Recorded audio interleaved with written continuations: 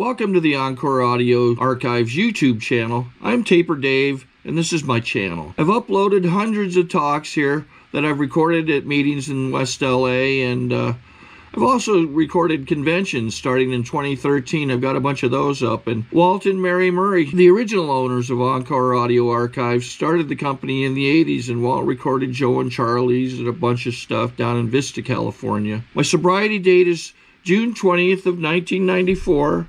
I hope you find something you like, so please like and subscribe to my channel and comment down below. If you want to hear something that I don't have or that you don't see, I'll see that I get it. Anyways, take care and have a great day if you want to.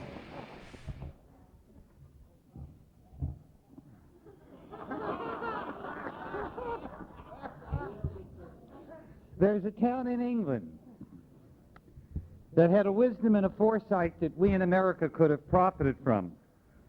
50 years ago, they foresaw the ecology crises we would be facing in so many areas of our lives today. And they had a town meeting to see how they could ward it off.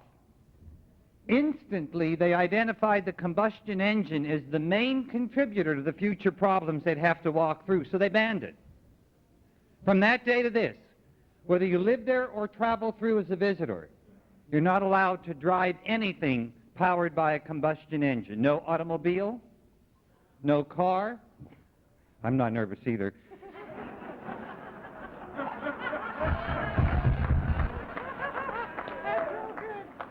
Sunday morning in Vegas, none of you caught it either, huh? No motorcycle, no van, nothing.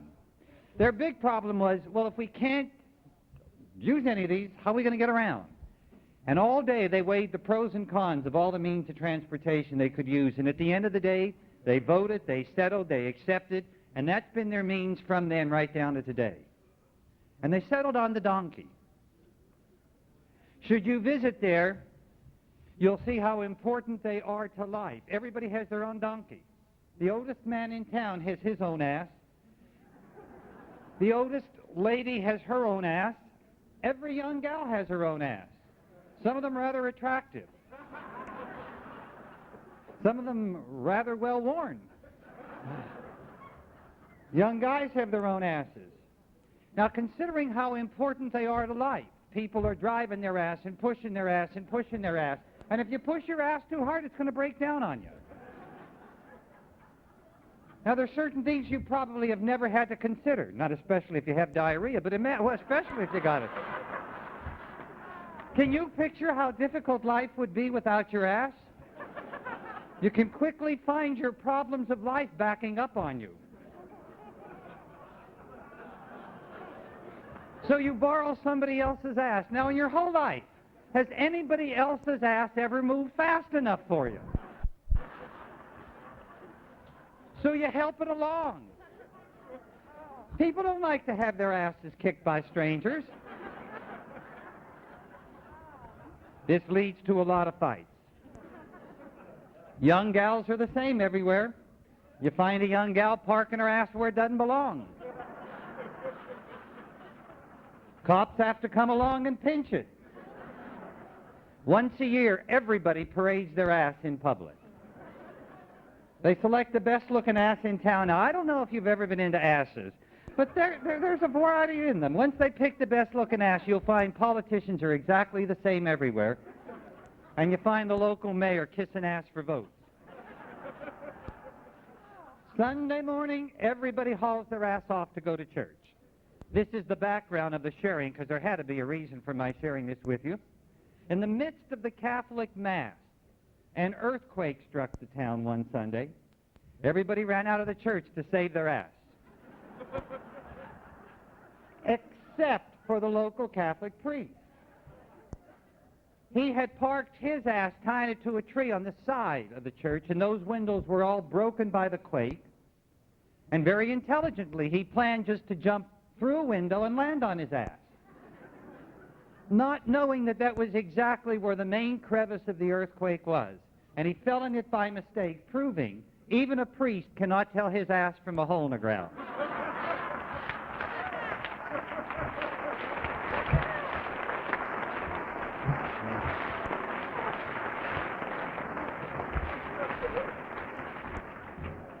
I'm Larry Kowalski. I'm an alcoholic. And I got here because, among other things, I happen also to be a Catholic priest who cannot tell his ass from a hole in the ground. When you're on a roll, never quit. This rather elderly woman, all of a sudden, is just not feeling good. And she goes to a doctor, and she is just feeling so bad. And she says, "Doctor, can you help me?" And he says, "I'm sure I can." And he stops her. And he gets his little thing that he looks in ears with, and he looks in her ear, and he says, gets tweezers, and he pulls something out. He says, "Ma'am, did you know you have a rectal suppository in your ear?" She says, "Thank God." He said, "No, I said you have a rectal suppository in your ear." She says, "I heard you. That means I know where my hearing aid is."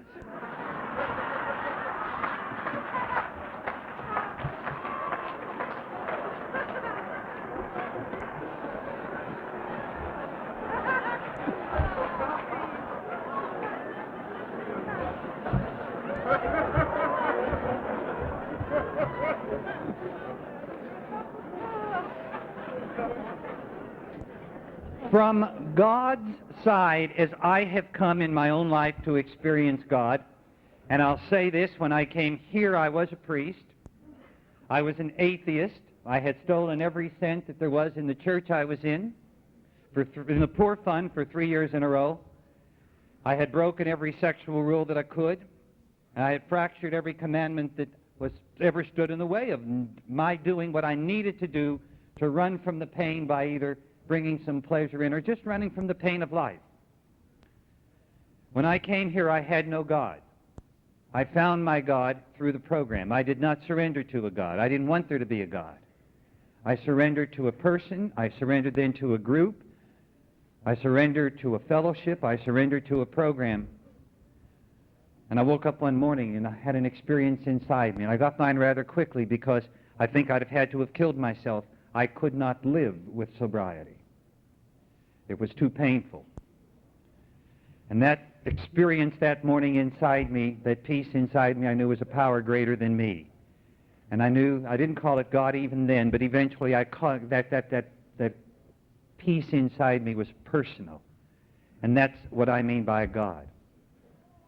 I believe the jokes I started off with from God's side are the most spiritual thing I'm going to do today.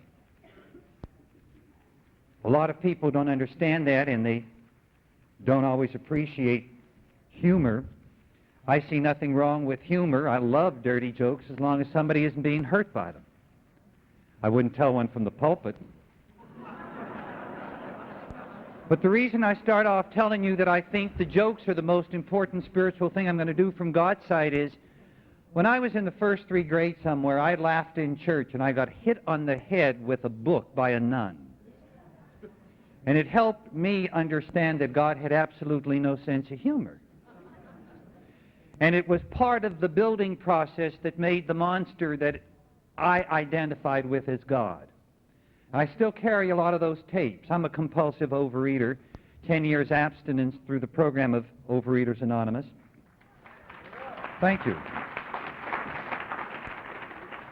Occasionally in my life, since I've had such a hang-up with and so instantly put on so much weight, and I just blossom it in my mind, and I eat a little bit, and I picture myself as the Goodyear blimp, and I hate myself for what I am, I want to pray that God will make me thin, and I won't say this prayer, because in the back of my mind, if I prayed to become thin, God would give me cancer and say, "Ha ha, you got your wish now." Now that's the tapes I carry. That isn't the God I have met through you, but it's still the tapes I carry. And so it's important for me to know that my God wants his children to be happy. The parents that I've met, you're happiest when your children are happy. And if whatever this power is a loving father, then he's happiest when we're happy. I'd like to quickly share just a few remarks. I'm not dressed in the outfit, and I don't use the title in Alcoholics Anonymous. The biggest single reason is I never felt accepted anywhere in my life until I came here. I'm an outsider. And if I grew up like on my own little island and you looked like you were out in your island, and it's not that you hated me, it's just that you didn't know I existed. You didn't want me. You were too busy. And I wouldn't accept me. I wouldn't cross the street to hear me today, and it astounds me when I have friends in the program who come and they share some of the love that some of my friends have brought to me this weekend here. But I knew just such a loneliness all completely inside myself, and I forgot what I was going to be sharing with you. This is the first place where I feel accepted as Larry. And I don't want to be accepted for what I am. I want to be accepted for who I am. And I hope if you meet me in Alcoholics Anonymous, you'll never use the title. If you deal with me somehow through the church, I'd like you to respect the institution I stand for, as I hope I could accept and respect the institution you stand for and use whatever titles are proper there. But here I'm Larry. And I found a God because you accepted me, and I felt that acceptance. And it's important for me that those channels stay open. I sometimes can help people who have to wrestle with some problems. Are they being disloyal to their churches coming to Alcoholics Anonymous? And so in case you've ever had to wrestle with this, maybe I can do something rather quickly that might help you. If right now I had an attack of appendicitis, and you started driving me to the closest Catholic church, I hope between the pain I could punch you out. Now, I believe in a God that can heal. I'm going to share something that I don't know that I've ever shared from a podium, but God allowed me to do it. I was God's instrument for one of the most dramatic healings I've ever seen. A friend of mine in the program came to me, and she'd just been diagnosed as having terminal cancer of the throat. And I was sober about a year, and she said, would you pray that the cancer be healed? But at that time, I really wasn't sure that there was a personal God. I was still just in a higher power. I didn't believe in healings. I didn't believe in faith healings and all. Certainly didn't. So I didn't think these were true. I thought they were all fake, and I just didn't want to do it. So I had no faith and no desire to heal her. But I loved her, and I wouldn't embarrass her or refuse her by saying no. So I'd humor her. I'd pat her on the shoulder. But I wasn't going to do it around any of my friends. They think I was nuts. It was in an AA club that she asked it. So I took her over in a side room, and I said a 10-second prayer and came back in. She was instantly healed, and she's still healed down to this day. So I know God can heal, but that's not his normal way. God has a normal way. For some reason, he wanted her healed that way. I don't understand it. That's between her and God and some witnessing she should do. But normally, God wants his children to be healed of appendicitis and other diseases, and he's given us medicine for that. And if I choose not to use the normal technique that God has offered, but I go to church, I'm saying, God, don't do it your way, do it my way. And my God really doesn't take orders too well. I think God has given us a way to handle the disease of alcoholism. And it really isn't in church. I know that, because I was going to Mass every day, drunk. I was reading the Bible drunk until I learned how to read the big book sober, and then read the Bible sober and find the God that I think is in so many of the pages there. And the way that I think that God has given us to handle the disease of alcoholism is Alcoholics Anonymous. Now, God does guide individuals other places. I'm a spiritual director to a man 1 year less sober than me that really has never been part of our fellowship, because God led him to a church, and he shares in that church. And I told him if he ever stops being active in the prayer circles that he's active in, he'll get drunk again if he stops carrying the message. But God led him one way. God brought me here. And for me to switch the root of my sobriety from Alcoholics Anonymous to church is for me to tell God you did it wrong. And they buried somebody I sponsored who did that. He killed himself. And I don't want that to happen to me. If you're Catholic and belong to several other religions, I personally feel you ought to stay away from church when you first come to the program. Let me tell you why. If I were operated on for appendicitis on Friday night, I don't belong in church on Sunday. My stitches are too weak. When I came here, I had emotional stitches. I wasn't worth anything. I hated everything I was. I would not have urinated on me when I came to this program. And that's how I felt about me. Now, if you're Catholic and you go back to a Catholic church, you did the third step, you turn your life and your will over to the care of God, and you translate that instantly to the will of God. And it doesn't say that in the step. Have you ever noticed that? The third step doesn't say made a decision to turn my life and my will over to the will of God or the commands of God. It says to the care of God. I have found a universe of difference between those two words, the will of God and the care of God. But a lot of people feel I've made a decision, that means I've got to be loyal to God and they go back to church. Now, most people know that as their understanding of the rules of the Catholic Church, you're supposed to be in your first marriage and stay there forever. And rare is the alcoholic who comes here in their first marriage anymore. So he's decided to work the third step, and he understands that means he's got to look her up, throw her husband out, and find these kids and go back to living together. And he gets hit with a ton of guilt. A lot of other people belong to churches where you're not supposed to smoke, gamble, drink, dance. And it's hard to come into Alcoholics Anonymous without doing at least one of those. And if you're like me, you went for the group package. It was a lot cheaper. And so you get hit with a ton of emotional guilt. And it's just not a very healthy thing. I believe that it's best to come here, work these steps. The book says that if I don't grow spiritually, I'm going to get drunk. And I believe in the guidance of God. And I believe that if God wants you in a church, He's going to get you in a church or you'll be back in a bar. But His timing is the best, and my own feeling is, I hope you all reach this point someday. I really do. I feel we need a church when we find God's love and peace so strongly that we cannot say thanks enough in Alcoholics Anonymous. I find God through the program, and I express thanks through church services, and it's a kind of healthy thing for me. What I'd like to share with you today will be based on my favorite section of the Big Book, and it hasn't been read yet. It's the start minus the first sentence of the second chapter, and I just like the title of that chapter in its own way. There is a solution. We of Alcoholics Anonymous know thousands of men and women who were once just as hopeless as Bill. Nearly all have recovered. They have solved the drink problem. We're average Americans. All sections of this country and many of its occupations are represented, as well as many political, economic, social, and religious backgrounds.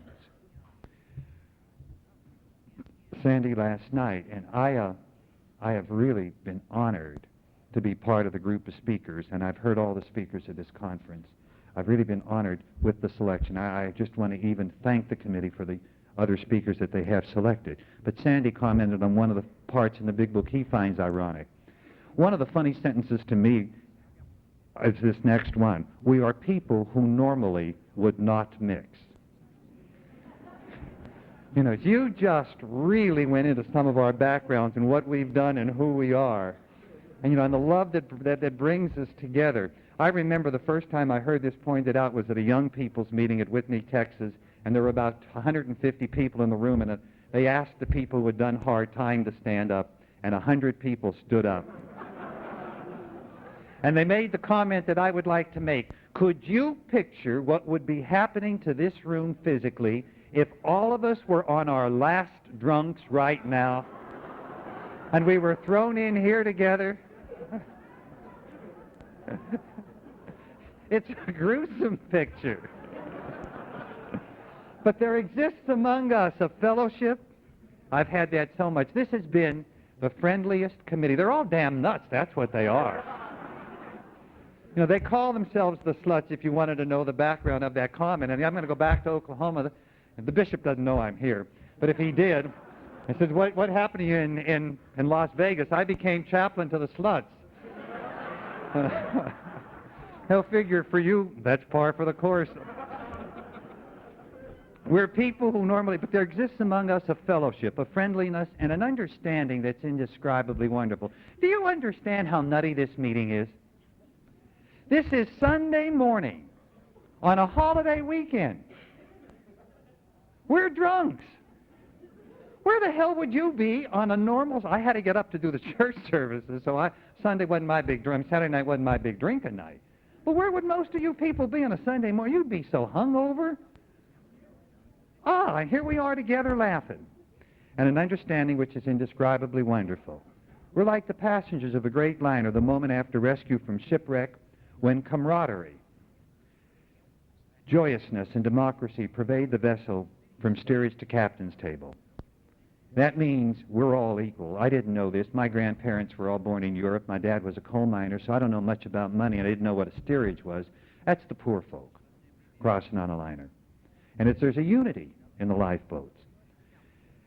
Unlike the feeling of the ship's passengers, however, our joy in escape from disaster does not subside as we go our individual ways. One of the two sentences I'd like to point out, the feeling of having shared in a common peril is one element in the powerful cement that binds us together. But that in itself would never have held us together as we're now joined. The tremendous fact for every one of us is that we've discovered a common solution. We have a way out on which we can absolutely agree and upon which we can join in brotherly and harmonious action.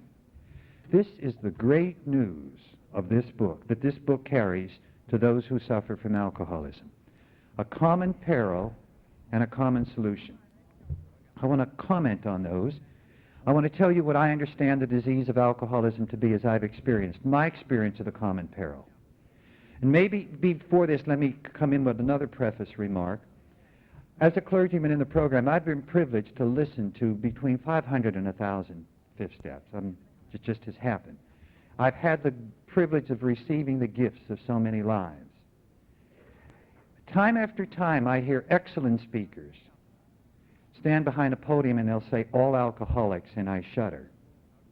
Because my fifth steps have told me the only thing that I can say that all alcoholics have done is drink alcohol.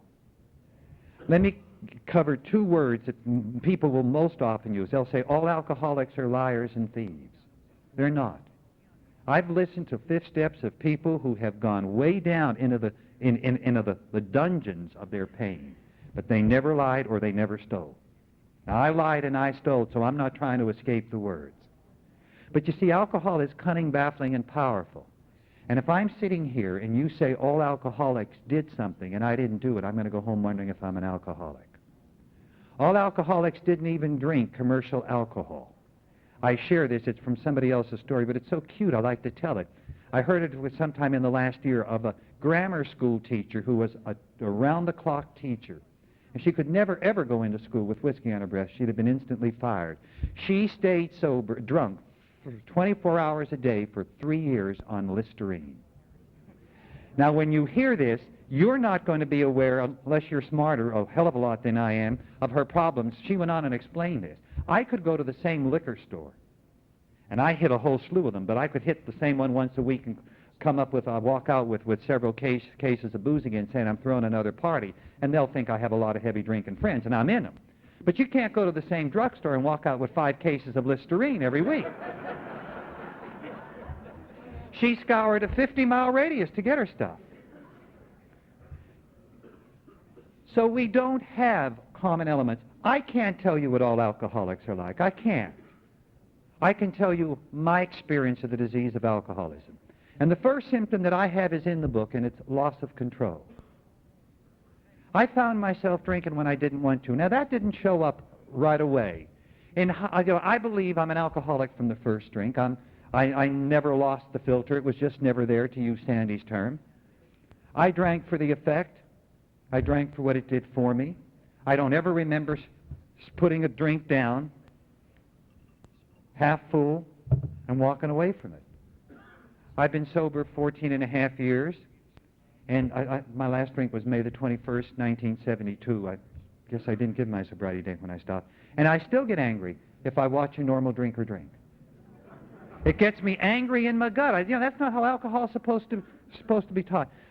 It's not supposed to be treated that way. It's supposed to be down. I needed 2 drinks in the stomach exploding, and then the third on its way, and then life began. Then I could, then I could leave the castle and join the world. The pain would kind of go. But signs of loss of control for me, when I tried to, would be I'd go out to a party, and I'd say, I'm going to have one more, and then I'm going to quit. And I meant it. And the next morning I'd wake up, and I wouldn't know how I got home, and I didn't know where my car was, And I'd have a memory of about 10, 15 minutes later saying I'm going to have one more and then quit, and then 10, 15 minutes later, and meaning it, saying I'm going to have one more and then I'm going to quit, one more and then I'm going to quit. And I just kept saying that. When I wanted to quit, I wasn't quitting. When I wanted not to go on and drink more, I was going on and drinking more always, and I never, ever, ever stopped. I had no ability to control drinking once I started drinking. Now, I think most of us understand that. I had the shakes, I had the blackouts, but a lot of people at meetings that I attend have a subtle little error that I think sometimes kills them, and they feel they're powerless once they start drinking, they're powerless over alcohol. And they don't understand that our book tells us, and my experience clearly says, I'm also powerless over the first drink. I have no say as to whether I'm going to drink again. And that really is important for me to remember time after time after time. It's different. One is a compulsion and the other is an obsession. The compulsion's a physical thing. The obsession's a mental thing. I didn't feel the physical compulsion for the first drink until I stopped drinking. Then I went crazy for 2 weeks. But the obsession would be there. I would find myself drinking when all the good reasons for drinking suddenly vanished. If you had asked me what came first, alcohol or my family, certainly my family did. Alcohol or my profession, certainly my profession. Alcohol or my friends, certainly my friends. Alcohol or my health, certainly my health.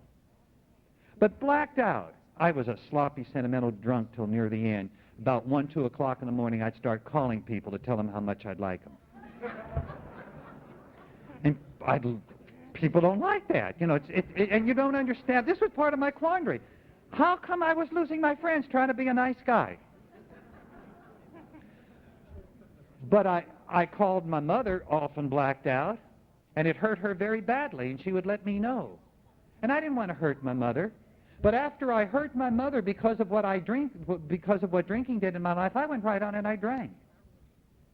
I desperately needed friends near the end of my drinking, and I thought I was a good friend. But I blacked out something. I blabbed out something that was told to me in confidence while drinking, and I ruined 3 friendships, a professional relationship, and almost destroyed my best friend's marriage. And I went right on drinking. I respected my profession. It was the only thing I could hang on to. And it was when I divulged things told to me in professional confidence that I had absolutely no respect, because the next step would be I'd be telling things blacked out that I heard in confession. And I went right on drinking after that. My actions tell me that alcohol was more important than my family, alcohol was more important than my friends, alcohol was more important than any respect I had for my profession. I didn't respect God, I respected the profession. I respect my God now. I hope you have this. I'll throw this in because I may forget it. Oh, when I was here, I learned that God loved me. Sometime in about the last 2 years, I've learned that God likes me. And I hope you've reached that stage also. I hope your God just doesn't love you, but he likes you. That's a much nicer place, warmer place to be, even. But, you know, I was drinking, and I had all the reasons not to drink, and I would pick up the drink again. That's the obsession. It hit me 7 years sober. And thank God at that time I was working the program, because between me and the drink was nothing in me. I got mad at the bishop, and I decided to get drunk at him. And if you had sat me down and told me everything logical, sane you've ever heard in Alcoholics Anonymous, I was so mad I'd have told you to go to hell, get out of my way. What occurred to me was the only thought that in my insanity could keep me sober, and that is that if I got drunk, the bishop would know I was exactly as dumb as he thought I was, and I'd be damned if I'd give that son of a bitch the satisfaction. So I stayed sober at the bishop. Then, when sanity returned, I could have logical thoughts between me and a drink. That's very important for me to know. And we had a sharing. It's so crucial. People will say that there are no such thing as slips. And I don't know which of the speakers it was that commented on it. It was so neat, because I love to hear that. Some people plan their drunks, and they go from their experience to everybody's. But I've listened to people who have had slips, people who have gotten drunk and they don't know how the hell it happened. There's a drink going down. I know a priest who made 90 meetings in 90 days. He asked God to keep him sober in the morning, and he thanked him at night, because that's one of the damn lies that circulates in our area. If you ask God to keep you sober in the morning and thank Him at night, you'll stay sober. That will kill you if you believe it. That is a hell of a lot easier asking God in the morning and thank Him at night than working this program. And if we could do it on just those two things, we would be doing it. I wouldn't write an inventory. I wouldn't be going to nuns that fired me as a priest and telling them I was wrong. And I want you to know, see how well I've forgiven the bitches. But I wouldn't be doing these things. Now, this friend of mine asked God in the morning and he thanked Him at night. But that wasn't enough to keep him sober. And he got drunk. He got drunk without knowing how. He went to an AA meeting on a Saturday night, 90 meetings, and went from the meeting, no thought, to a liquor store, to a bottle, to a drunk, and he didn't know how it happened. Now, I got to understand that, because to me that's the obsession. I've experienced that in my own life. And I said I was powerless over alcohol, and I went right on drinking. I said I couldn't afford a drinking. I went to see a shrink, and I told him that I had a drinking problem, I had sexual problems, and I had living problems. And I wanted him to manage my life, and I went right on drinking. Knowledge of my alcoholism, knowledge of the obsession did no good when it came right down to, all of that went out the air, and I picked up a drink, and I started drinking again. That's the obsession, loss of control. A second characteristic of my common peril is alcohol worked. And boy, I think that's important to remember. Alcohol did something for me that it didn't do for Al-Anons, and it took me a long time to understand that. Let me tell you what it did for me, and a lot of you won't identify with this, but I'm not insulting Al-Anons, incidentally. I have what I call the disease of Al-Anonism. I have all the traits of an Al-Anon. I get into Al-Anon relationships, and I will be just as sick as any other sick Al-Anon. And I've got to call for help when I'm in these positions, so please, that was not a put-down in any form at all. I grew up feeling physically ugly. You have a cute nose. My ears stuck out. And my ears stuck out just like Dumbo the elephant's as a kid, and I had a very cruel older brother at that time who called me Big Ears. All the time. And I grew up not being able to picture my own face. I felt ugly. I was 11 years sober, and I could sit at a meeting. It's impossible. I didn't see my face when I shaved. I had a cyst develop that I missed for like about 5 months because I didn't see my face when I shaved. I blocked out. I refused to see what was there because I am ugly. 12 years sober, I was at a conference in Arkansas, and we were singing somebody was singing the Our Father, not in a showing way, but a loving way. And we held hands, and through the Our Father, all I pictured was my face. And that was one of the most miraculous things. Your loving me enabled me to accept my looks. It took 12 years of sobriety, 45 years older, 7 before this happened. That was so wonderful, I didn't try it again for a year and a half because I didn't think I could do it. I thought that was a one-time thing, but that was enough. Then a year and a half later, I tried it again. That was so good, I didn't try it again for a month. Now I can do it whenever I want. I can picture me. I'm not blocking out my looks. I don't feel ugly instinctively anymore, but I did then. I felt guilt for being. Some people feel they have a right to exist. Most people with Al-Anon personalities, and a lot of us alcoholics, I just don't have a right to exist. Now, it's just like I don't know why. I had loving parents who try to give love, but I never felt I belonged in this world. And so my whole life is a guilt. Guilt for being. How can I can't do anything right because I don't belong here. If I do my best, that's barely acceptable because I don't belong here anyway. And if I screw up at all, that's impossible. So everything was a guilt. I loved blackouts because every conscious moment I had I felt guilt for. And that which was blacked out, I didn't have to carry any guilt for. And if you don't belong, you can't do anything right. So the future has to be anxiety. I would buy aspirin, 1,000 bottle at the time, 1,000 capsule. I would live on aspirin, Anacin, tranquilizers, pot, booze, and sleeping pills. And I never got rid of a tension headache, the tied-up stomach, and I had psychosomatic diarrhea from tension 4 or 5 times a week. I could never schedule an afternoon appointment, an evening appointment after dinner. One of the greatest signs that this program worked was about a year sober, I took X-Lax. You know, people always laugh when I say that. That was a great day. Anyway, I felt guilt for being. I felt crazy. At the age of 14, I was sick and tired of being sick and tired. And I spent the next 21 years looking for a way out. I'm here because I couldn't kill myself. If I could have, I'd have done that rather than come to AA, which shows you where Alcoholics Anonymous placed on my social scale when I got here. I would have. I'd have killed myself if I could have any time. I didn't want to exist. Life's a bitch, and then you die. Complete. And, if you've lived it, I hope you haven't. I hope you never have to. But you don't have to now. It really was neat hearing that the best is not yet. That was, I'd never heard that before. I don't think that was on your other talk. And it just hit me where I needed to hear it at a real nice moment. That was part of the Friday night message. Because it's been good, and it's at its best, really. Last night I had some wonderful friends, some real love. I couldn't fall asleep. I was on such a high from the friendship and the fellowship here. And to know that the best is yet to be, that's going to get quieter, because I don't want emotional highs. I want quietness in here is a really wonderful thing. But I hated what it was. At the age of 16, I knew I was crazy, and that I would end my life permanently committed in a mental hospital. I hadn't started drinking or drugging yet, and that was the right conclusion. I did a class in a mental hospital later, and I found out I was right. I don't think that anymore. I can hug myself now. I've learned to handle a lot of these things through the program. I don't feel like a pile of crap. But back then I did. I felt ugly, I felt guilty, and I felt crazy, and I felt damned. The God I had was just sending me to hell, and I felt lonely. I've never belonged in the world. I've never been accepted anywhere. I didn't belong in my own family. I didn't have a room. I shared a room with my brother, and that's where I changed clothes and slept. That's all. And I was a nomad in the family.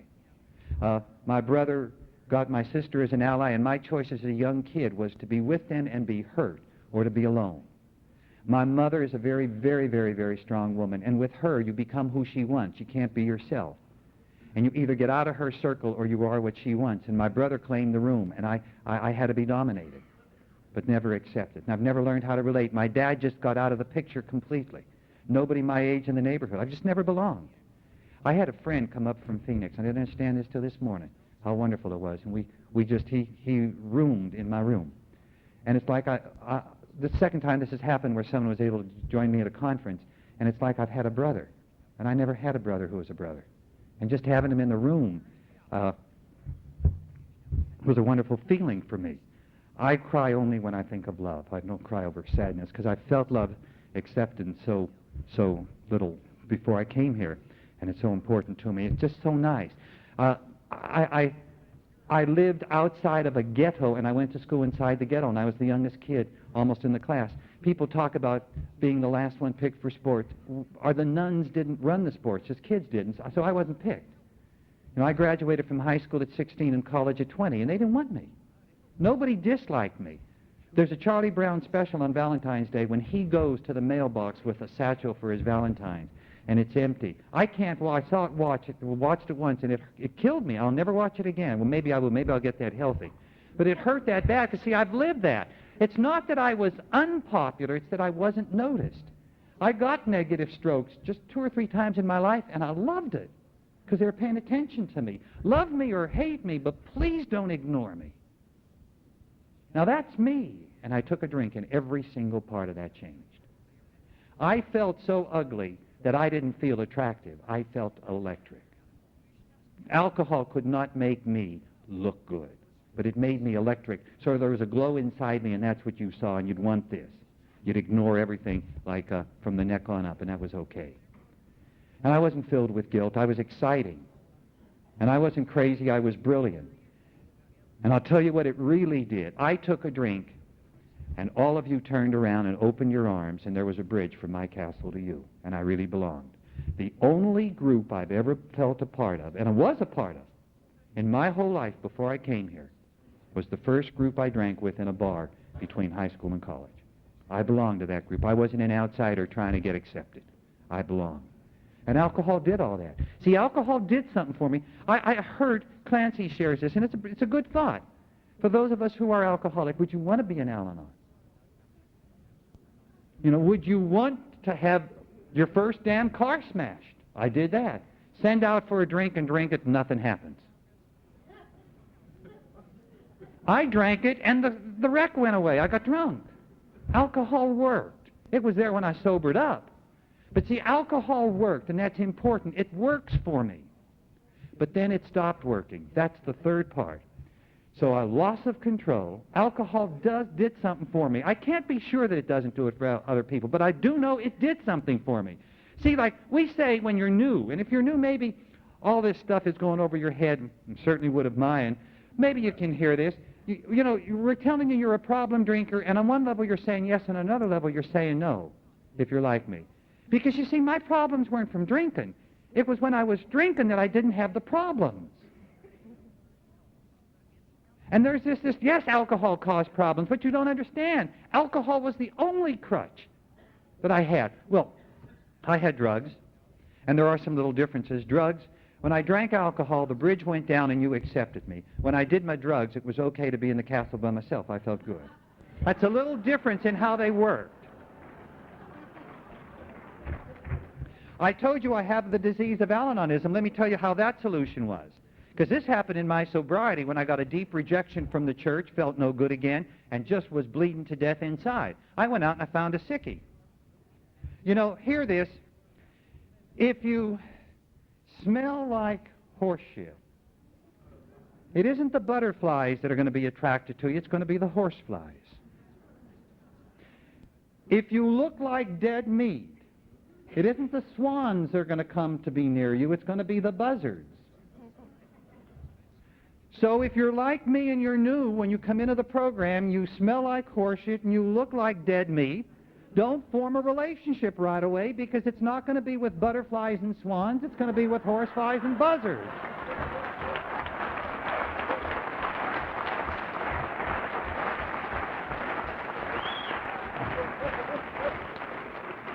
I have another way that I share this, and it's a little more spiritual. I came here feeling like a pig. And I can go back down there any time in this program. When I feel like a pig, I want to run with sows. Through this program, I was given the dignity to feel like a man, and I started looking for men and women for my company. At times, I have felt like a prince, and I want to run with royalty. When I really work the steps, I can feel like a child of God, and there's nothing but a child of God that I really should be in a full relationship with. I can go up and down that whole level. But when I got hurt so bad, I was dying inside, and went out and I found somebody and brought him in the castle with me. So I wasn't alone in here. Now, the only person who will stay in the castle with me is somebody as sick as me, and I had to keep that relationship just exactly that sick, so the person wouldn't be able to leave it. Those are three different solutions to the same set of problems, but my drug of choice is clearly alcohol. The third thing is that alcohol stopped working. Now, I thought when people would say this, and maybe it happens for some people, you drink a gallon of anything, like vodka, and you get in your car and you drive a straight line, you take a breath analyzer test and you pass it. I don't know what it means for you, because I didn't understand the term. I now know what it means for me. I drank, I got drunk, and nothing worked inside. I was drunk and I felt ugly. I was drunk and I felt guilty. I was drunk and I felt anxious. I was drunk and I felt crazy. As a matter of fact, I felt uglier, guiltier, more anxious, and more crazy than when I wasn't drinking. And that was real hell. Because by this time I couldn't stop drinking. I needed alcohol, and yet when I drank, it wasn't working. I would find people I didn't like, and I would dump on them all the sexual things I did, AC and DC, that made me hate myself. And I hated the person I was telling it to, and next morning they would tell me. I didn't even remember it. I would be blacked out. I wasn't feeling romantic and good anymore. I wasn't the life of a party. I was breaking up parties. Yes, I was drunk, physically drugged, but emotionally dying still. And that's crucial, because I've been to meetings where I hear people say that if they don't feel good, they'll go back to drinking. And I feel sad when I hear that, because the person saying it has forgot something. If they came here on their own, they came because alcohol stopped working. It's not a solution anymore. And I've listened to so many of you who have testified that once it stops, it never really starts again. So I've been angry. I've cursed God often in my sobriety. I'm honest. That's an honest prayer. And I've cursed him because I don't have a choice. I've no choice to drink. That's insane. I don't really think I can kill myself. Alcohol is never going to be a solution again, so I'm stuck. And if I'm stuck, I better work the damn program and make the best of sobriety. And it works kind of well for me sometimes like that. But alcohol stopped working. And I remember 6 years ago being at a meeting Thanksgiving Day, hurting more than I'd ever hurt in sobriety, and telling them I didn't want to be at their damn meeting because they were just going to be filled with gratitude. And the only thing in the world that could be worse is I could be drinking on top of the pain. And I'm happy I kept that insight. Alcohol will only make wherever I am worse. And because I was honest and told them that and didn't put a plastic smile on, today I'm having the best Thanksgiving I've ever had in my sobriety. Flying out here, I had a miss Thanksgiving with my friends, and for the first time ever that led to an excellent, excellent set of circumstances. There's a potluck supper at the Mother Club in Oklahoma City, the Kelly Club, and I was never able to make it, a potluck turkey dinner on Thanksgiving. And I drove to Oklahoma City. I had time to do that. And I had Oklahoma City with my real family, my real home, because in a sense, since I sobered up in Oklahoma, that's the Mother Club for all of Oklahoma. It's like I went home for Thanksgiving and then came to be with you, and so it's so good. But if I'm honest and see this, then the sharing can work well. So, loss of control, alcohol worked, and alcohol stopped working. And the last of my common peril is that leads to a loneliness that's just deadly. Just a loneliness, and you've been there, most of you. Al-Anons have been there. Clancy says, for his flag it would be, but you don't understand, I'm different. You know, that really isn't my flag, I'm different. Mine is, if you really knew. You can like me however you want. You see, I still had my profession, and occasionally people liked me. And they'd walk out, and if they tell me that, I didn't feel better. I'd say inside, if you really knew. And that's where the fifth step works so well, because somebody really knew, and it was still okay.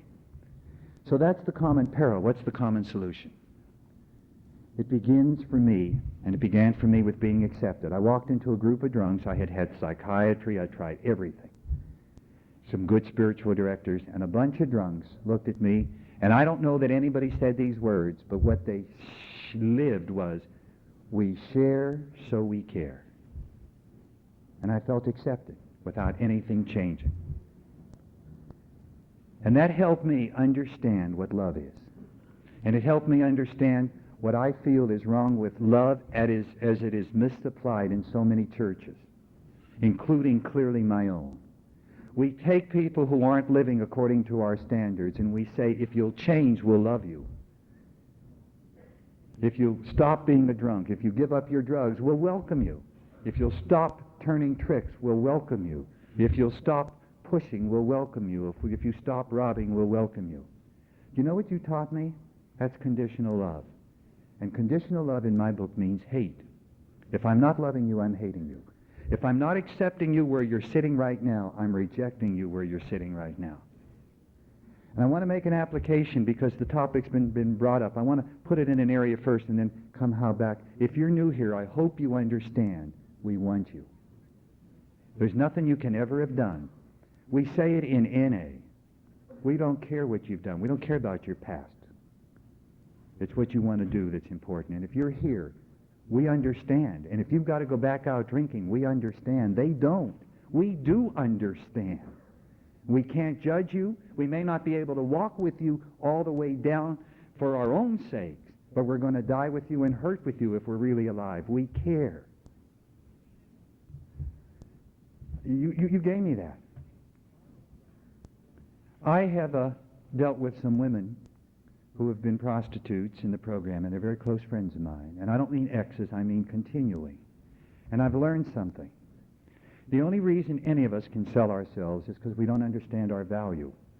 And the thing that I think is wrong with prostitution is a woman can never get what she's worth. Because she's worth, she's worth our love.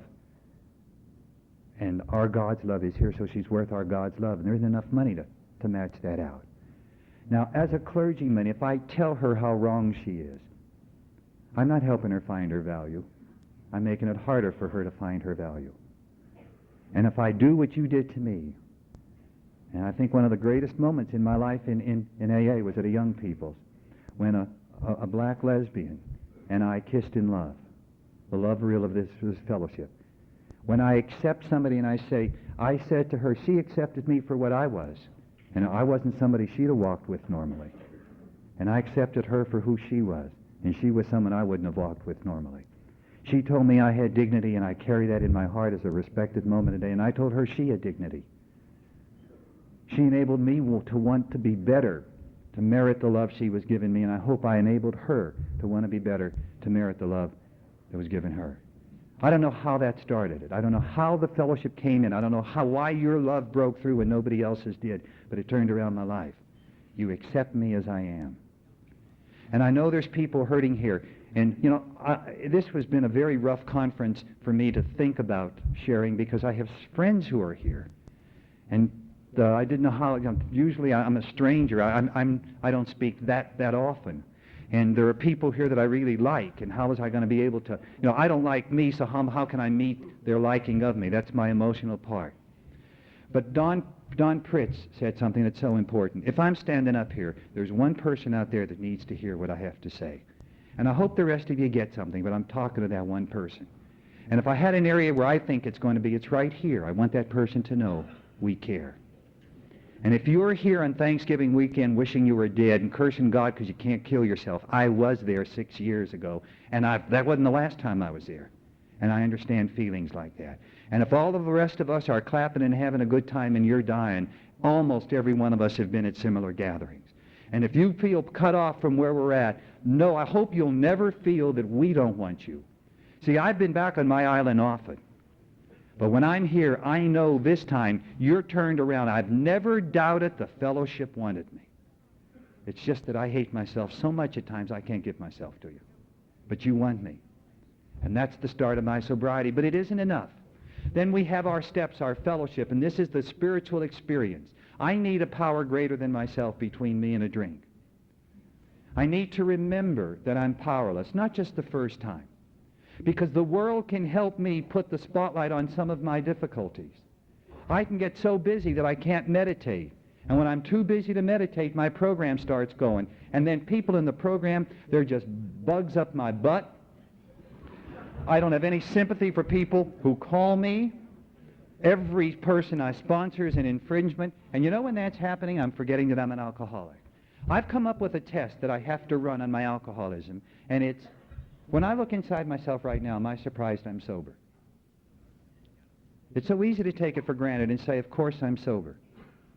The most important tape I've listened to in the last 6 months is a tape of a priest who did some circuit speaking and died of active alcoholism, died a drunk. And you know what I like to think of? I wonder what he thought the morning he woke up when he started his drinking. I'm positive he did not wake up with a compulsion or an obsession to drink. I think he woke up absolutely feeling safe, with some other problem dominating his life. And without knowing it, I think he started drinking. I've got to remember, if I'm going to find God, I can't let any problem come before my alcoholism. Because if I spotlight my sexual problems, and I have some sexual addictions that, if they explode, can embarrass the church as well as me very badly, just the way my alcoholism can and has.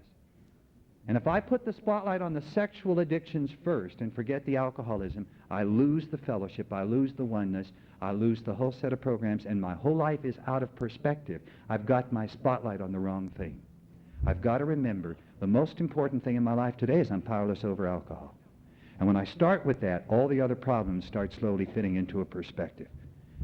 The second step, the longer I'm sober, the harder it is for me to work. Came to believe that a power greater than ourselves could restore us to sanity. It doesn't say sobriety. It doesn't just say that there's a power that can keep me from stop drinking. 12 years sober, I did an inventory, and I discovered I don't know how to relate with anyone, because I never had a chance to relate. I was 3 years old emotionally when I sobered up. And I've watched myself go from 3 to 17. The program put me together, but it didn't tell me how to touch you. And a relationship with me is, and I've formed some here, I've got some real neat ones here, and I will see you, and you're so wonderful, and I'll love you. and I reach over and I touch you, and I come running back in my castle, and I pull up the drawbridge, and I sit in there, and I live with the memory of, gee, I touched such a neat person in Las Vegas, and I call that a relationship. I know that's not a relationship. Now, when you're 47 years old, 12 years sober, it's so easy to say, I'm never going to do it. And the second step is a challenge for me to believe that there should be no nevers in my life, that God's power is stronger than any obstacle to mine. And I do that by taking your inventory and watching you grow, and watching the serenity and listening to the pain and seeing the power. If you could stand up here and you could look at this group and you could see, you know, it's one thing when God keeps me sober, but if you could look at us, God is keeping us sober and serene. We're laughing. What power is in this room? And how can I possibly think that this power can't teach me how to relate? And it gives me the strength then to move on. The third step for me is turning my life and my will over to the care of God. I hope you heard I didn't find God. I found a sponsor, a group, AA, the steps, and then God. And that's my chain of command. I turn my life and my will over to the care of God by turning my life and my will over to the care of my sponsor. If I take my problems to my sponsor, I feel those problems will be resolved, and I don't really have to worry about them. Now, my sponsor is not a nice guy. He walked up to me, and he said, Larry, you dress like a Pittsburgh pimp or a Philadelphia fag. Change. That hurt my feelings. My sponsor walked up to me. I have a ring that I'm very proud of. I got it for being 10 years sober as a gift from a very close friend. It's a 10-point diamond. And the first time I wore it, I apologized for wearing it. And my sponsor, thank God, was in the audience, and he walked up and he says, I don't ever want you to apologize again for making yourself look good. You know, I've come to know I'm God's gift to you as you're God's gift to me. And there are times when I want to package this gift in the nicest decorating paper I can, and that ring is part of it. And I spend a lot of time picking my wardrobe. I normally hate being dressed because I got to dress for work. When I go to meetings, I'm just in jeans and something else. But when I'm talking from behind a podium, I don't make myself look good. I make myself look the best I can because I'm proud of me and I want to do it for you. But that's because I will do what my sponsor told me. And there's a prayer in the third step. This is the spiritual meeting. And I try to say it every morning. God, I offer myself to thee to build with me and do with me as thou wilt. Relieve me of the bondage of self, that I may better do thy will. Take away my difficulties, that victory over them may bear witness to those I'd help of thy power, thy love, and thy way of life. I need to tell you that I hated my looks, and I need to tell you that I can smile, that I can picture my face. I need to tell you I felt guilt, and I need to tell you that I can hug. I need to tell you both of them so you can understand what God can do. The fourth step is so good. God's the answer, I'm the problem. What are the symptoms of this? The symptoms in the big book are anger. If I'm angry, self is alive. Fear. If I'm afraid, self is alive. And relations. If the broader use of the term sex, if my relations are upset, self is alive. And I don't know if you know it, but the book gives a prayer for each and every one of these. A prayer solution for them. My first resentment list was 52 pages long. I had to hate because it was my only defense for what you were doing to me in my mind. 10 years sober, I updated my inventory and I had a 8-page resentment list. Now, a lot of people were looking down on me, and when I would share that in a conference, they think I was really sick. Well, I was, but I was growing. I was going...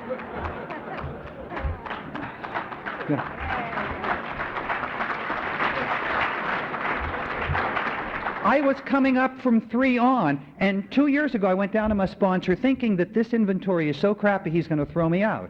And I start the sharing, because you can't be objective. I can't be. And he says, Larry, do you realize this is the first time you've ever written anything and read it to me when you're not blaming anybody else? That meant at that moment I wasn't resenting a person on earth. 52 pages down to 0. I didn't think that was possible. I would hear that promise in the 10th or the 11th step, we will cease fighting anyone or anything. That was for you. That wasn't for me. That has happened, and I don't want to fight now. I have had people go out of their way to screw me this year. And I'll resent them for about 2 days, and then sanity sets in, and I don't want it because, that's the only thing I think God did wrong in creation is anger. You hurt me, I get angry, and I suffer. If I created this universe, you would hurt me, I would get angry, and you wouldn't be able to sleep. I understand why God wants us to get rid of our anger, because it hurts us. He doesn't want me to stop hating you for your sake. He wants me to stop hating you because he loves me. And so I say the prayer. This is a sick man. This is a sick woman. How can I be of help to him? And I'll say it. I've got what I call a little finger rosary, a set of beads on my finger. I drive 3,500 miles a month. I spend hours in the car, and one leg of each trip is meditation time. And I just keep praying and praying and praying. When I pray for him first, I hate him more. And that's okay, see, because I can't control my feelings, and that's like the pus coming out. And then there's a quiet, and then there's a love. And then thank God, I'm done with them. Fears. I got to see fears in my life. I was so afraid of sharing with all of you. This is a very different cosmopolitan group and everything. That means that there's self involved here. My first 2 years sober, I did an inventory, and there were 276 specific fears that I had. And the book says, look at them, and why am I afraid? Because there isn't enough power in me, but it says there's a new power in my life. And it gives me a prayer. The book uses the word ask for prayer very pleasant. And, we ask God to remove our fears and to show us what he would have us be. It's two things. I just can't say, remove my fears. What do you want me to do? Not just remove my fear of talking here. What do you want me to do? And the answer came in my own. I don't get it. I have twice. I've heard what I think is God twice. But the answer didn't come that way. It's just a feeling that what God wants me to do is love that person that's hurting. The person that Don told me that I'm supposed to be speaking to. That's all. That's the only thing I got to do. And that's more than enough. And then the fear went right away. And then sex. The book says we can't go to people and ask sex advice, and maybe I can help you on this. Because my inventories have told me this is the great danger. I talked to 2 people who thought they had average sex drives. And I would ask them so that I could get a feeling as to how, what I call the horniness factor. In their middle 20s, how often did they need intercourse or masturbation? And one gentleman said twice a year and the other twice a day. Now supposing, this is very serious, supposing they were sponsoring each other and giving each other advice.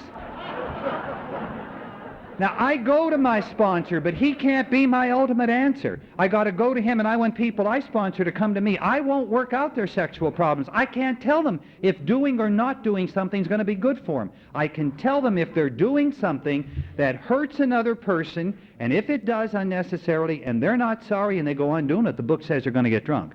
That's what I'm looking for self-destruct or hurt, and I'll warn them about that. But outside of that, I can't be the arbiter of their sexual conduct, and my sponsor can't be mine. I've got to go to God and ask me.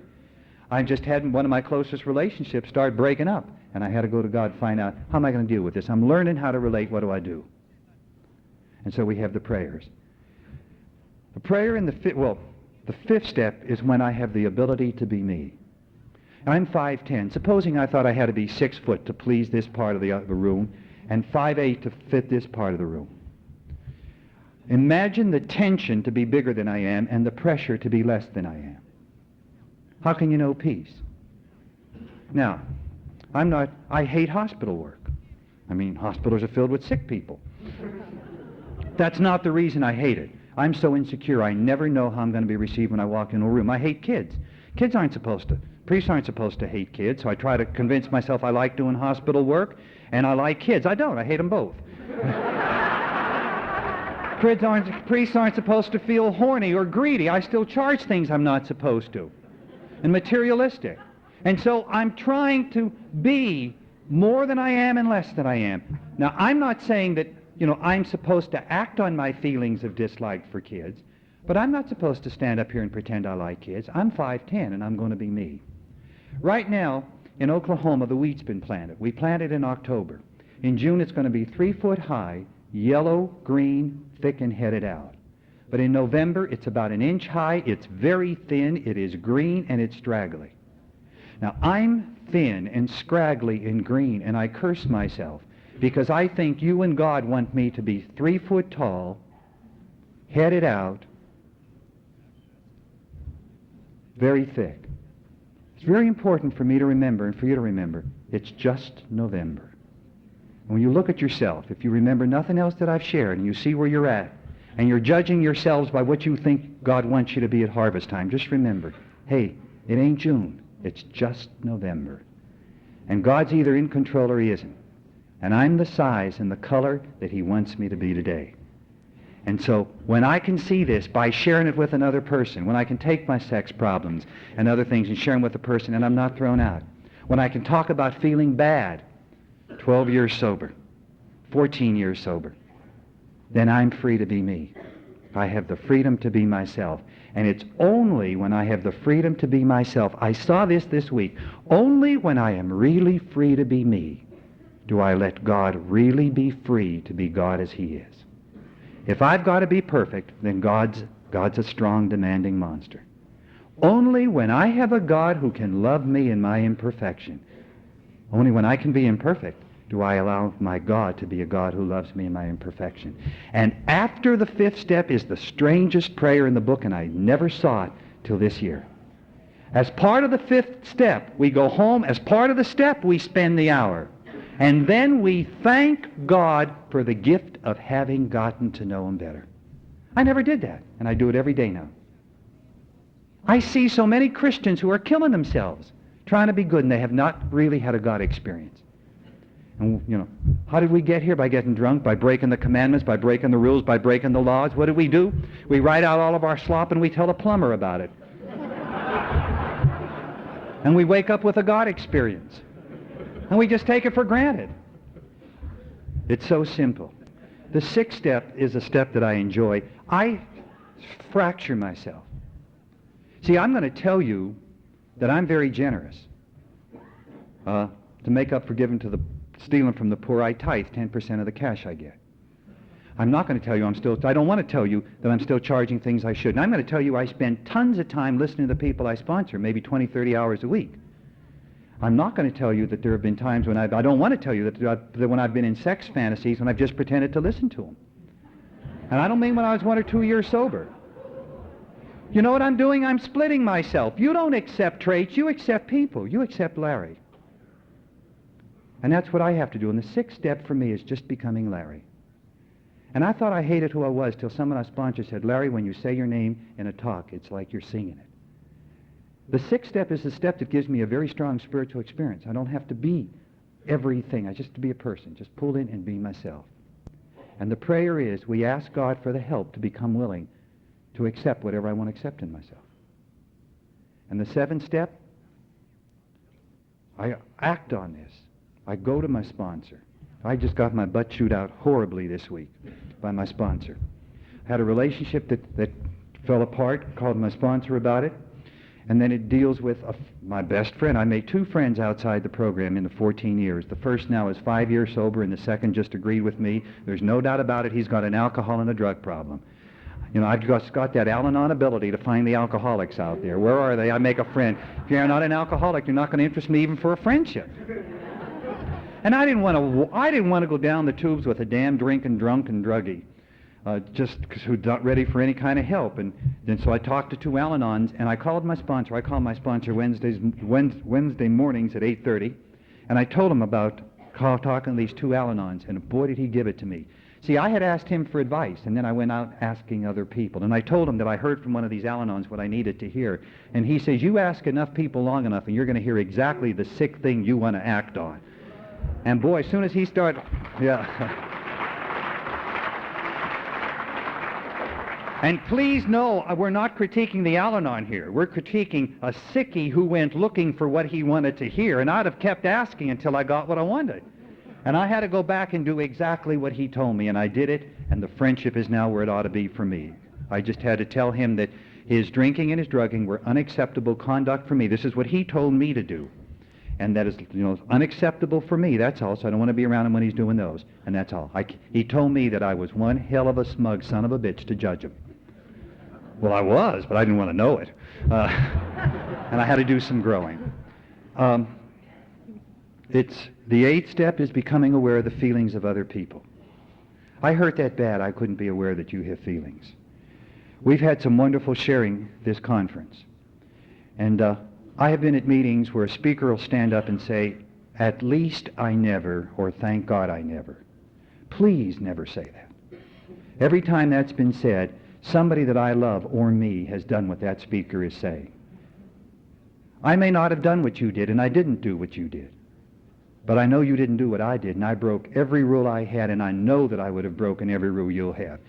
I have told you that I've heard a lot of fifth steps. I honestly can say I have never heard a life when a person walks through their child and brings me up into the present, when I could say, I would not have done what you did if I were you.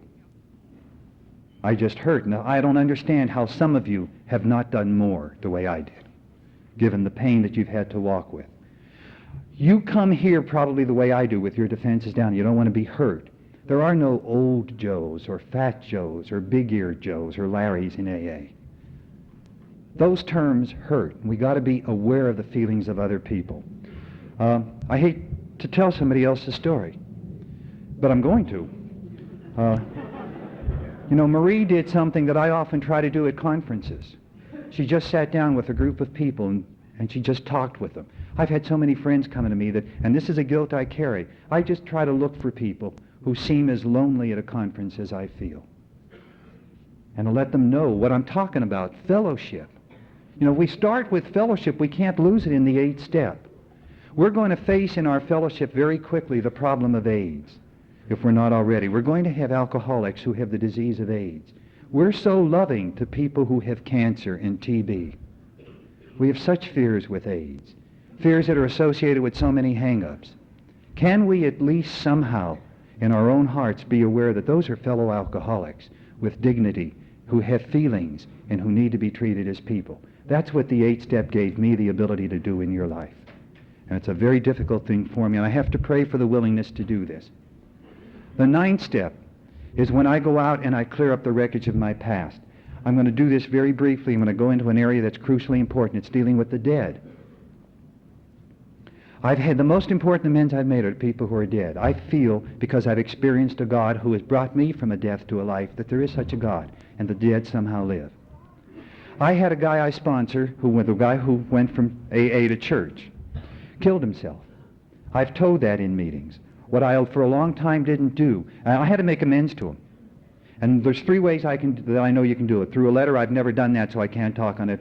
Imaginative prayer or visiting the grave. In all 3, what I would recommend for me is I've got to first get out my anger. If I owe you amends, I'm mad at you. I'm mad at you for dying. I'm mad at you for things you did. I'm mad at you for how I acted. I got to write that out, and I got to tell you off. I got to get my anger out before I can honestly make amends. Then, so I go in the letter, or I go at the grave, I scream at the person in my mind. I'm just this little kid screaming. And then the person's with the God of peace, and he says, I want to be sorry. And very reluctantly I say, okay, damn it, you're forgiven. And then, that's how I do it. I'm not a nice person. Then I got to make the amends. And I go through everything I have to say. And then the person says I'm forgiven. And then if I'm doing the imaginative prayer, I see if the Lord can bring us together in a hug. And if he can, then it's done. If he can't, there's something I haven't looked at yet. The last thing is the hardest and the most important. I have to give the dead person permission to be dead. That is by far the hardest. I could tell you about the drug addict, but I couldn't tell you for a year, because I made the amends up to this point, except for the last thing, that he wrote me. He came back to the program when he started drinking, and he wrote me 2 letters, and he called me once, and he hinted that he wanted me to sponsor him again. But you see, he didn't follow my advice, so I wanted him to eat crow and have to ask pointedly that he wanted me to sponsor him. And he killed himself before he did that, and I felt guilt for it. And until I gave him permission to be dead, I couldn't have freedom from my own guilt. I was 10 years sober, and I had a kid that I taught in high school who liked me come to my home, drink some vodka, have a fight with his girlfriend, get in his car, and get killed in a head-on crash that he caused. And I felt so bad because he did some drinking in my home. And I went down and identified the body. And again, I could work through everything, but by far the hardest thing, again because of my role, was giving him permission to be dead. I went to my father's grave, and I worked all this out. And for the first time, I carry my father's love. I stood at my father's grave when they buried him, and I felt nothing except a little guilt for feeling nothing. I love my father, and I miss him very much, and I know that he's with me. He's not here in a physical way, but I feel his love ever since I made my amends, and they're very, very important to me as part of my spiritual experience. My 9-step prayer is to say the prayer of St. Francis. Make me a channel of your peace. Continue that through. Where there is hatred, let me sow not my love, but his love, your love, this unconditional love. Sow it. I'm not responsible you feel it. I just have to come and bring it to you. See, because if I'm hating someone, the only thing that'll answer that is when I know that God is loving me. And the peace of God's love is more important than the hate out here, and it'll be the same for someone else. Where there is injury, pardon. People hurt me. I can pay attention to the fact, or the fact that in God's eyes I'm pardoned of all the things I did. I can be obsessed with what you've done or grateful for what God is doing. And I can't put my attention both ways, nor can anyone else. Where there is doubt, faith. I was at an AA meeting, and it suddenly occurred to me, yeah, God loved me, but I had this feeling God has total faith in me. And that upsets me to this day. Infinite faith in me. And if I'm doubting the world, I can look at that, or just look at this. It's like a huge black trust. God's faith in me, and his trust in me, and his light in me. And that's the way my relationships with you should be. I got to stay regular in all this because I keep losing it. Prayer for me is only important. That's talking to God when I'm angry to get my anger out. Meditation is listening to God. Let me share with you some of my favorite meditations. My God is not truth. Truth is in the mind. My God is love. Love is in the heart. The mind to me is an obstacle. I read the same thing for a month till the mind is quiet. The same little story, and come down into the heart. My nicest meditation, picture yourself as a scared little child, 2 years old. And if there's anybody who cared as a child, as an adult, man or woman, go run into that person. If not, you pick the kind of authority person that's warmest now. You're a scared little child because there's a thunderstorm out there, go run in and jump up on the lap and let that person put their arms around you. And just stay there. That's meditation. See, you feel love. That's exactly what happened. See, I was a scared little child. And I came running, and I jumped in your lap, and you put your arms around me. And I feel that love. And that's what made it unnecessary for me to drink. That's the start of my meeting God. And I went further from this, and it occurred to me that if you had a child with a deformed leg, 2 years old, and you just put him to sleep, and you saw all the things that other kids could do that he couldn't do, how he couldn't run with them, and how they're going to laugh at him, what would you rub as he was falling asleep with the greatest tenderness and cry over with the warmest tears? That meditation changed my understanding of God. I was raised by so many nuns, and I'm not knocking them, because I heard what in my own problems I needed to hear, that God hated my defects. That meditation taught me that for 49 years now, God has been crying over my defects, because he sees how they keep me from running happy and healthy with other people. And he's been shedding tears of love over them. And that's a nice experience just to stay and to feel. The 12th step is carrying the message to others. Our common solution is the fellowship, the God experience that I get through meditation, that I clear the way for through the other steps. It's nice getting rid of guilt, but they didn't handle the whole. It's nice getting rid of the crazy thoughts, but that didn't enable me to live at peace, not to need to drink. Meditation, and so many people stop short of this. They build the house and they never enter. I only spend 5 to 15 minutes a day meditating, and most of the days it's all distractions, sex fantasies, and other things. But if I put my time in, I'm not responsible for the results. God is. And if I persevere, then good things happen. So the God experience is a result of the program, and we stay sober. Part of our common solution, and we're missing this, and I know I've talked long, but there's 2 other areas I very briefly want to touch on, so please listen. Because if I sat down now, I would kill a lot of you. The answer of Alcoholics Anonymous to the disease of alcoholism is not friendship in God. It is one alcoholic working with another alcoholic. If God's our answer, you belong in church this morning, or a synagogue, or some temple. Sorry to interrupt your viewing. Taper Dave here. Just wanted to take a second to ask you to like and subscribe to my channel. Let me know if you like what you're listening. I've got some very good talks here, and this one's a great one. Just curious, do you think this is better than Zoom? Tell me what you think. If fellowship's the answer, then group therapy might do it somewhere, or the togetherness in a bar would do it. Bill stayed sober by calling on Bob. Bob stayed sober by working the ward. And the danger today is we're getting professionals. Now, they'll stay sober, but those of us who are allowing the professionals to do our work are going to get drunk. Treatment center people are doing all the 12-stepping. I'm not knocking the treatment centers. We don't endorse or criticize, and I'm not either. I don't give a damn how you get here. What do you want to do when you do here? It's what you want to do when you do here that concerns me. But if all of the 12-stepping is done by the treatment centers, we're going to die of alcoholism, if Bill and Bob's answer is true.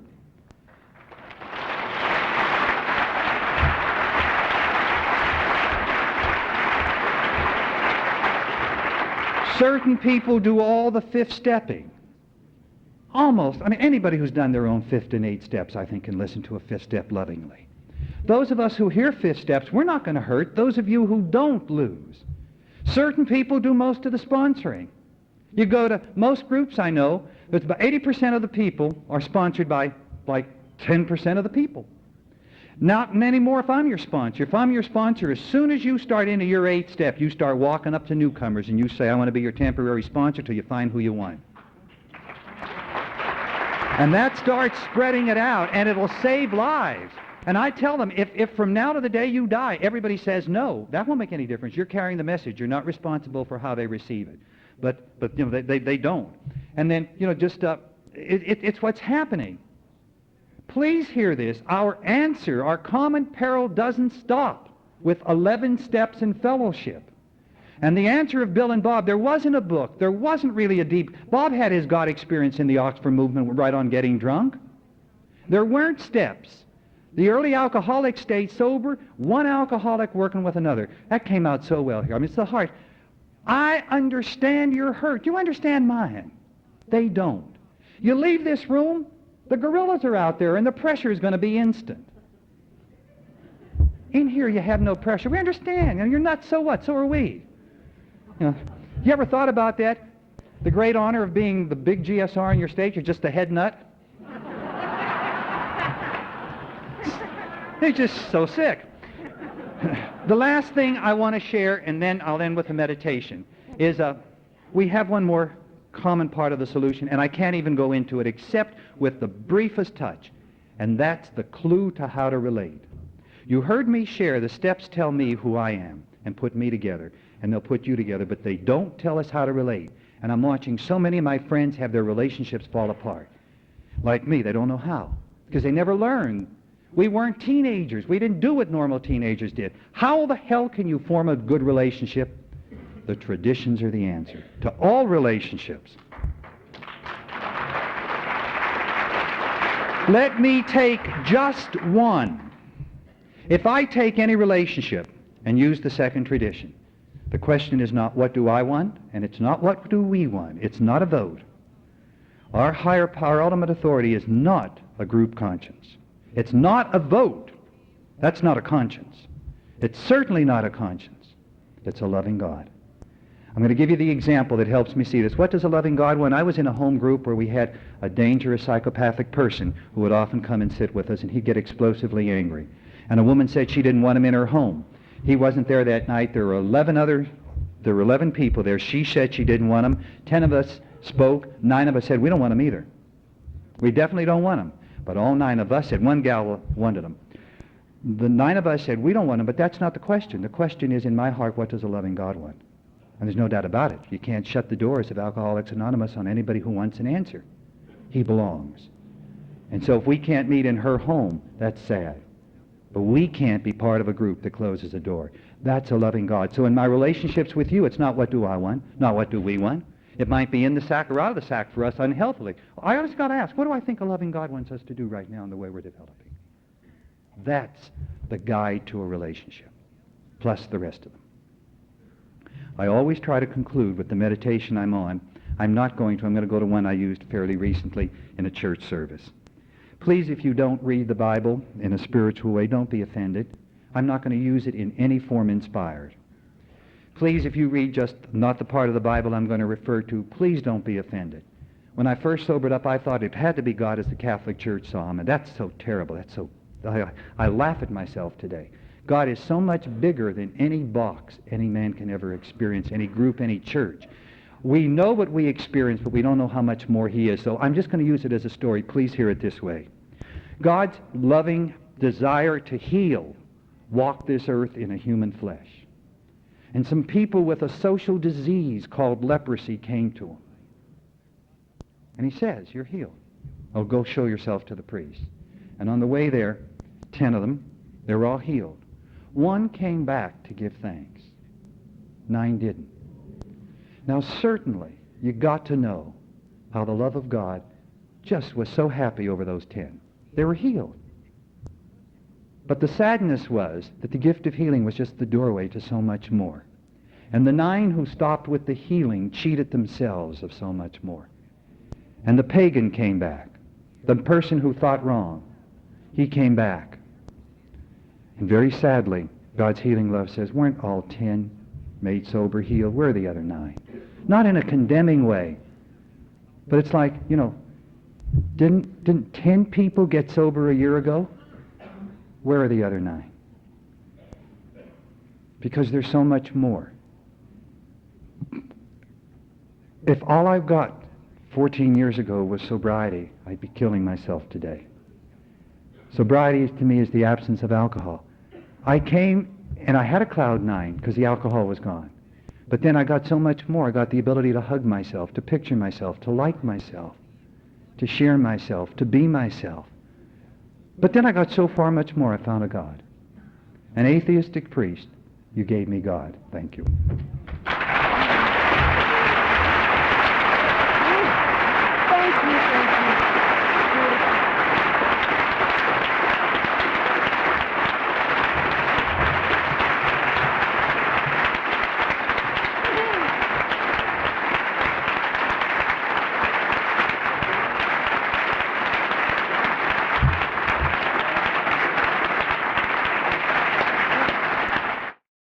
I think we got a great talk going on here. Thanks for watching the channel. Taper Dave here. Just curious, do you think this is better than Zoom? Okay, this is how I prepare my drone for launching. I like to do it inside the cab of my truck so I'm not standing outside in the weather. To install the joysticks for control, up and down, right and left, powered on. I have an Android phone that I use to connect it to the drone with. And it's actually controlled through the iPhone, through an app. Oops, wrong way. It's actually controlled through the iPhone, or through this Android phone, through the app. It's actually controlled through the Android phone, through an app, and you connect it through this short connection right here.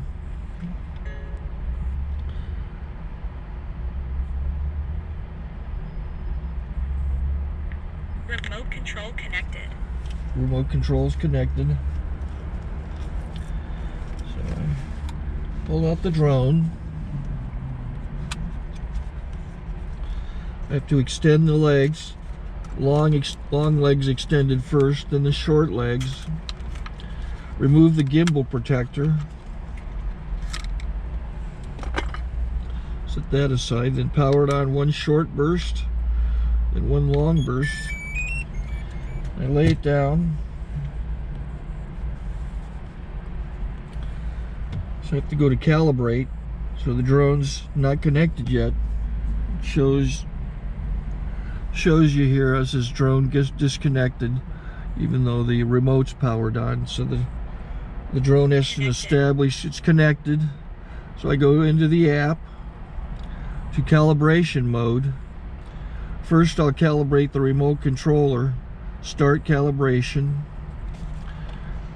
Out, in, oop, out, in, up, down. And then this little wheel is to control the gimbal. So it's calibrated. Go to gimbal calibration, start calibration, and then it calibrates the gimbal. I don't know if that shows up. The gimbal's moving all over the place. Changes, you can see it on the video. And I'm calibrated to take off. It's acquired 7 satellites at the moment. There are 26 satellites up in the sky, which it has to acquire before you can take off. So it's connected. It's got enough satellites. This is white. I can go to press this little arrow button, swipe right to take off, and it would start the motors if I slid this to the right, but I'll wait till I get outside. Don't want to do it inside.